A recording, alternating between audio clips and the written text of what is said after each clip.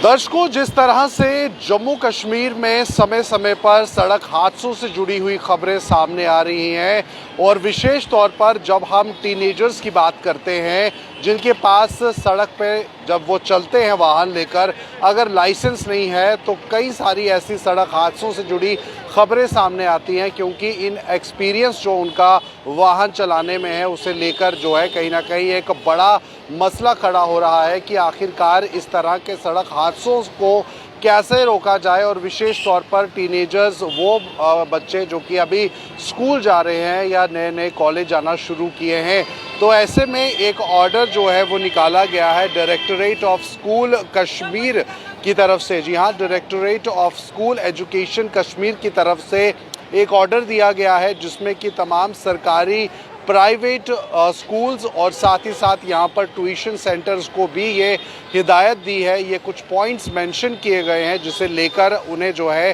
कार्य करने की ज़रूरत है, ताकि इस तरह के बढ़ते हुए सड़क हादसे जो हैं वो रोके जा सकें और कई मासूमों की जो जान इन सड़क हादसों में चले जाती है उन्हें जो है रोका जा सके। आपको बता दें कि इस समय जो अपडेट हमारे पास है उसके हिसाब से बताया गया है यहाँ पर कि साफ तौर पर डायरेक्टरेट स्कूल एजुकेशन कश्मीर की तरफ से कुछ पॉइंट्स हैं, वो पॉइंट सामने रखे गए हैं जिसके बारे में आपको बता दें यहाँ पर कि सबसे पहले तो ये कहा गया है कि स्कूल अब जो एडमिनिस्ट्रेशन है या प्राइवेट स्कूल की बात भी इसमें हम कर रहे हैं, इसमें हम ट्यूशन सेंटर्स की भी बात कर रहे हैं। इसमें यह बताया गया है कि students arriving at schools or coaching centers using motor vehicles of any type must not be permitted entry under any circumstances and their parents be informed accordingly। यानी कि अगर आप स्कूल और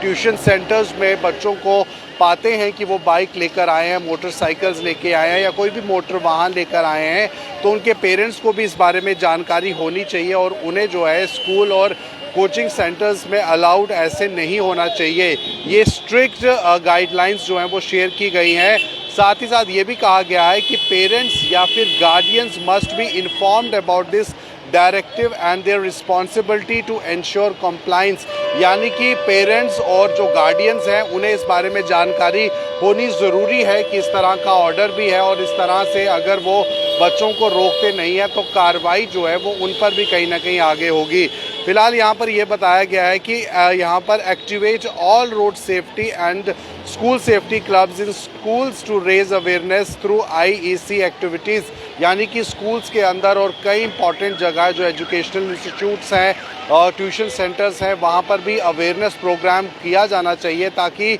सड़क पर जब आप वाहन लेके निकलें किन बातों का आपको ध्यान रखना है और किन बच्चों को विशेष तौर पर वाहन नहीं चलाने हैं, क्योंकि एज लिमिट भी रहती है। जाहिर सी बात है 18 साल के बाद आपका ड्राइविंग लाइसेंस भी तैयार होता है, तब सोच समझ भी आ जाती है बच्चों में। तो इसीलिए यहाँ पर अवेयरनेस कैंप्स को करना बहुत ज़रूरी है। यह भी कहा गया है कि यहाँ पर ऑर्गेनाइज़ करना होगा awareness programmes in collaboration with traffic police to educate students and parents about the dangers of underage driving. यानी कि अगर आपका बच्चा बालिग नहीं है और वो ड्राइव कर रहा है तो ट्रैफिक पुलिस विभाग के साथ ये अवेयरनेस कैंप जो है ऑर्गेनाइज़ करवाने ज़रूरी हैं स्कूल्स में, एजुकेशनल इंस्टीट्यूट्स में, ताकि पेरेंट्स को भी इसकी जानकारी हो कि अगर कोई सड़क हादसा होता है तो आपके बच्चे के लिए वो कितना घातक हो सकता है हर तरह से।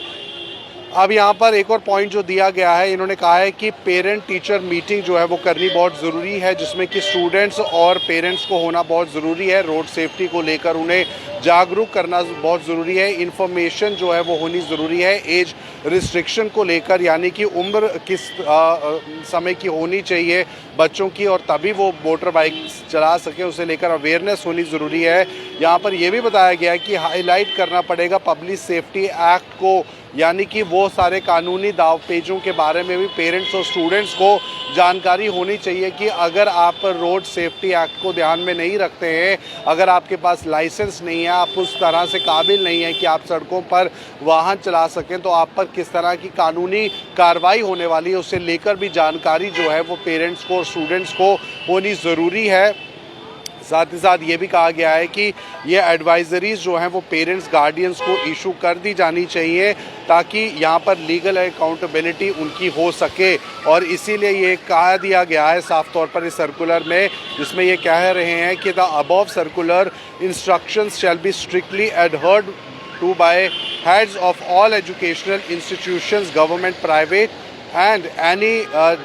dereliction shall invite appropriate legal action under the Motor Vehicles Act, जिसके बारे में आपको पहले ही हम बता चुके हैं कि तमाम एजुकेशन इंस्टीट्यूट्स और पेरेंट्स और गार्डियंस को इस बारे में जानकारी हो कि अगर ऐसा पाया गया कि आपका बच्चा अंडर एज है और वो वाहन चला रहा है सड़क पर, या उससे कोई दुर्घटना हो गई है या खुद दुर्घटना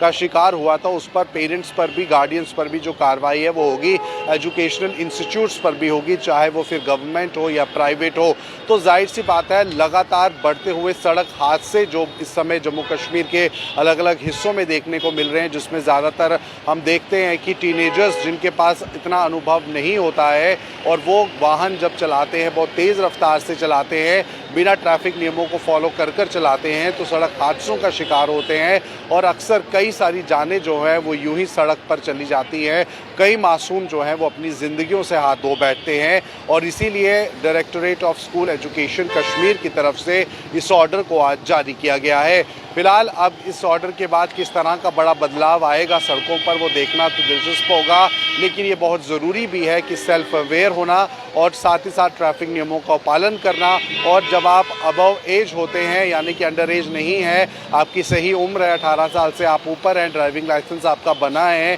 तभी आप सड़कों पर निकलें और अपने वाहन को चलाइए। फिलहाल ये थी खास जानकारी, आप बने रहें नवभारत के साथ।